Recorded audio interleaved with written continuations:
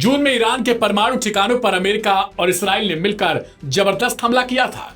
दावे किए कि सब कुछ खत्म कर दिया गया। अमेरिकी राष्ट्रपति डोनाल्ड ट्रंप बार बार इस बात की धमकी देते रहे कि जो अमेरिकन एयरफोर्स ने कर दिया वो दुनिया की कोई एयरफोर्स नहीं कर पाएगी। लेकिन अमेरिका और इसराइल से आने वाली रिपोर्ट लगातार ट्रंप और नेतन्याहू के दावे को खारिज करती रही। हमले के बाद भी ईरान के तेवर बदलने की जगह और ज्यादा तल्ख हो चुके हैं। ऐसे में ईरान ने एक बार फिर दुनिया को साफ संदेश दे दिया है, अपने परमाणु अधिकारों से वह पीछे नहीं हटने वाला। तेहरान में रूस और चीन के साथ हुई उच्च स्तरीय बैठक इसी दिशा में एक बड़ा संकेत देती है। तीनों देशों ने मिलकर उस पश्चिमी दबाव को चुनौती देने की रणनीति बना डाली जो अमेरिका और यूरोपीय ताकतों की ओर से लगातार डाला जा रहा है। तेहरान में हुई यह त्रिपक्षीय बातचीत कोई साधारण कूटनीतिक मुलाकात नहीं थी। यह एक ऐसा मंच बन गया जहां ईरान, रूस और चीन ने पश्चिम की उस दबाव आधारित नीति को खारिज कर दिया है जो उन्हें सालों से झेलनी पड़ रही है। ईरान ने साफ कर दिया कि अब वह मांग आधारित कूटनीति अपनाएगा। इसका मतलब है जैसे भारत अपने ऊर्जा हितों को लेकर स्वतंत्र नीति अपनाता है, वैसा ही अधिकार ईरान को भी चाहिए। शुक्रवार को इस्तांबुल में ब्रिटेन, फ्रांस और जर्मनी के साथ प्रस्तावित बातचीत से पहले ईरान यह जताना चाहता है कि वह पीछे हटने वाला नहीं। उसके विदेश मंत्री अब्बास अरागची ये साफ शब्दों में कह चुके हैं, हम संवर्धन का अपना अधिकार नहीं छोड़ेंगे। अब बात सिर्फ आरोपों की नहीं, जवाबदेही की भी होगी। वहीं दूसरी ओर अमेरिका, इसराइल और यूरोपीय देश ईरान पर एक बार फिर से परमाणु समझौते JCPOA के उल्लंघन का ठप्पा लगाना चाहते हैं। रणनीति साफ है, पहले अंतरराष्ट्रीय एजेंसियों के जरिए दबाव बनाना, फिर बातचीत की शर्तें तय करना। इसराइल के प्रधानमंत्री तो यहां तक कह चुके हैं ईरान पर लीबिया मॉडल लागू किया जाना चाहिए। Aim right, achieve big. At KR Mangalam University, we provide you the platform to turn your dreams into reality. At KR Mangalam University. लेकिन इस बार ईरान अकेला नहीं है, रूस और चीन उसके साथ हैं। सिर्फ रणनीतिक तौर पर नहीं बल्कि अंतरराष्ट्रीय मंचों पर समर्थन के लिए भी। ईरान समझ चुका है कि यदि उसे एक तरफा वैश्विक व्यवस्था से निकलना है तो उसके लिए विकल्प तैयार करने होंगे, और यह विकल्प वही देश है जो पश्चिम के वर्चस्व को चुनौती देने की स्थिति में है। ईरान ने संकेत दे दिया है, यूरोपीय देश फिर वही दबाव की भाषा बोलते हैं तो वह बातचीत को या तो स्थगित कर देगा या फिर नया ढांचा प्रस्तावित करेगा, यानी एक ऐसी रूपरेखा जो सबकी सुरक्षा सुनिश्चित करे लेकिन किसी की संप्रभुता पर चोट न करे। यह केवल ईरान की लड़ाई नहीं, यह उस अधिकार की लड़ाई है जहां कोई देश अपनी नीति खुद तय कर सके बिना किसी वैश्विक थानेदारी के। मध्य पूर्व अब एक निर्णायक मोड़ पर है। JCPOA को लेकर अगर संतुलन नहीं बना तो ईरान और इसराइल के बीच तनाव नई आग में बदल सकता है। लेकिन ईरान की मौजूदा रणनीति इस ओर इशारा करती है कि वह युद्ध नहीं, सम्मानजनक समझौते की ओर बढ़ना चाहता है बिना आत्मसमर्पण के। लेकिन ईरान लगातार अपनी रक्षा उपकरणों को मजबूत कर रहा है। हाल ही में ईरान से आने वाली खबरों में यह साफ तौर पर बताया जा चुका है कि ईरान ने अपने एयर डिफेंस सिस्टम्स को मजबूत कर लिया है। यहां तक कि रूस या फिर चाइना से फाइटर जेट खरीदी की भी तैयारी चल रही है जो अपने अंतिम दौर में है।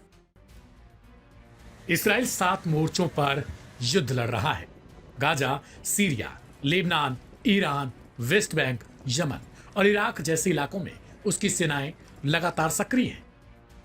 लेकिन अब उसके भीतर से एक और चुनौती सामने आ रही है। ऐसी चुनौती जो बुलेट से नहीं बल्कि थकान, तनाव और मानसिक दबाव से पैदा हो चुकी है। और यह सिर्फ नेतन्याहू की जिद के कारण हो रहा है। पिछले 2 हफ्ते में इस्राएली डिफेंस फोर्सेस के 5 जवानों ने खुद को समाप्त कर लिया। यह कोई सामान्य घटनाएं नहीं है बल्कि यह बताती हैं कि युद्ध की आग सिर्फ बॉर्डर पर नहीं, दिमागों में भी जल रही है। इनमें से कुछ जवान हाल ही में गजा और उत्तरी मोर्चों पर तैनात रहे, जबकि कुछ रिजर्व सैनिक थे जिन्हें सीमित समय के लिए बुलाया गया था।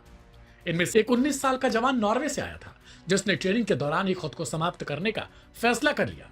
दूसरा केस गोलानी ब्रिगेड का एक सैनिक का था जिसने बेस कैंप में ही खुद को गोली मार ली। वहीं तीसरे मामले में डैनियल एड्री नाम के एक रिजर्व सैनिक ने पोस्ट ट्रॉमेटिक तनाव से जूझते हुए खुद को आग के हवाले किया। इस्राएली सेना ने भी इन मामलों को गंभीरता से लिया है। सेना का कहना है कि यह केवल व्यक्तिगत या पारिवारिक परेशानियां नहीं थी बल्कि युद्ध जनित तनाव इसका प्रमुख कारण था।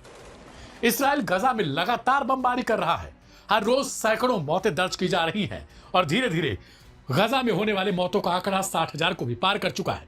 ऐसे में IDF के जवानों की तरफ से लगातार खुद की जान दी जा रही है। Aim right, Achieve big at KR Mangalam University. We provide you the platform to turn your dreams into reality at KR Mangalam University. इस्राएली सेना ने भी इन मामलों को अब गंभीरता से उठाया है।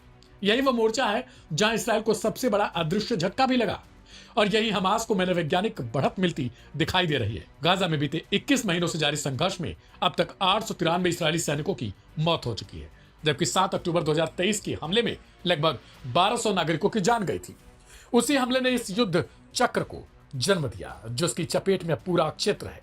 गाजा स्वास्थ्य मंत्रालय के अनुसार जवाबी कार्रवाई में अब तक करीब 60,000 के ऊपर फिलिस्तीनी नागरिक और लड़ाके मारे जा चुके हैं, लेकिन जिस बढ़त की बात की जा रही है वो संख्या की नहीं, मानसिक संतुलन की है। इस्राएली सेना के भीतर तेजी से बढ़ते तनाव ने उसके मनोबल पर असर डाला है। मनोवैज्ञानिक कारणों से हजारों रिजर्व सैनिकों ने अपनी ड्यूटी से हटने की मांग की। विपक्षी नेता यायर लापिड ने सार्वजनिक रूप से कहा, यह डरावना है। युद्ध केवल शरीर नहीं, आत्मा को भी मारता है। जब युद्ध लंबा चलता है तो जीत सिर्फ हथियारों से नहीं, धैर्य, रणनीति और मानसिक शक्ति से होती है।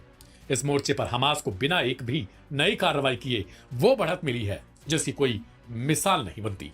इस्राएल अपने ही भीतर की लड़ाई से जूझ रहा है और यह सबसे बड़ा संकेत है कि इस युद्ध को सिर्फ बाहरी ताकतों से नहीं, आंतरिक संतुलन से भी लड़ा जा रहा है।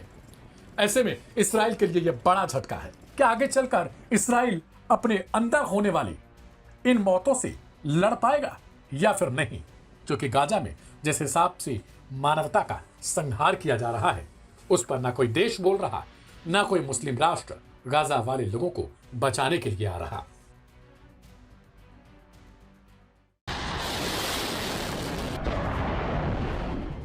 गिरते हैं शहसवार ही मैदाने जंग में, वो तिफल क्या गिरेंगे जो घुटनों के बल चले।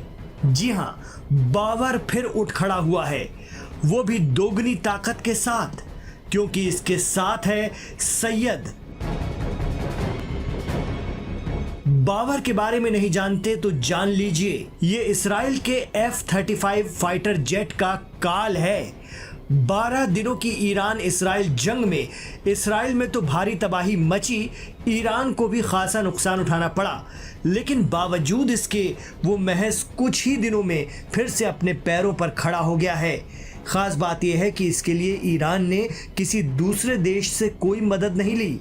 जंग में इसराइल ने ईरान के एयर डिफेंस सिस्टम को खासा नुकसान पहुंचाया था, लेकिन सिर्फ 1 माह के भीतर ईरान की पासदारान इस्लाम, उनके इंजीनियरों और डिफेंस एक्सपर्ट ने डैमेज एयर डिफेंस सिस्टम को ईरान में ही बने सिस्टम से रिप्लेस कर दिया है।